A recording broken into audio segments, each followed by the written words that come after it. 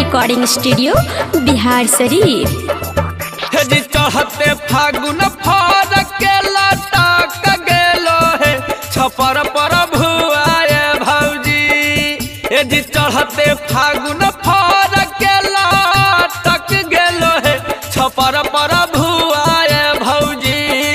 हे जी अपन वाला होली में खियाई दोनों है फूला लगा पुआए भौजी। अपन वाला होली में खियाई दाना है फूला लगा पुआए भौजी।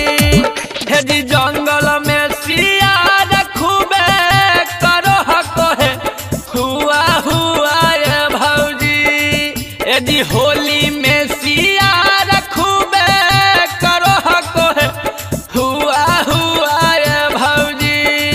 हे जी अपन वाला होली में खियाई दोनों है फूला लगा पुआए भौजी।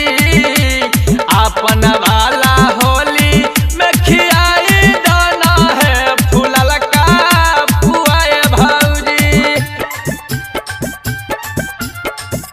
फूला लगा पुआए भौजी।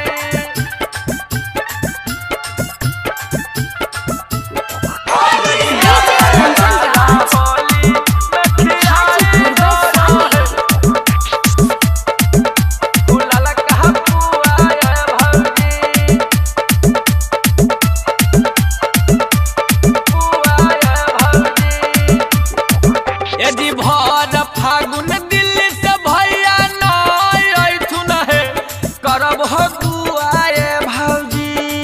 यदि भर फागुन दिल्ली से भैया नथुन है करब हो दुआए भौजी।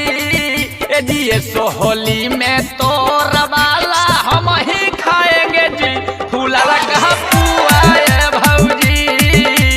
ये सोहली में तोर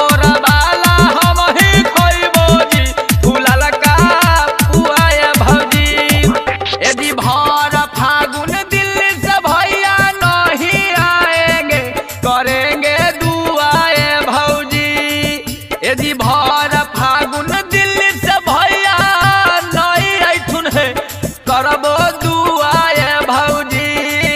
यदि ये सोहली में तोर वाला हम ही खइबो जी फूला लगा पुआए भौजी। ये सोहली में तोर वाला हम ही खइबो जी फूला लगा पुआए भौजी।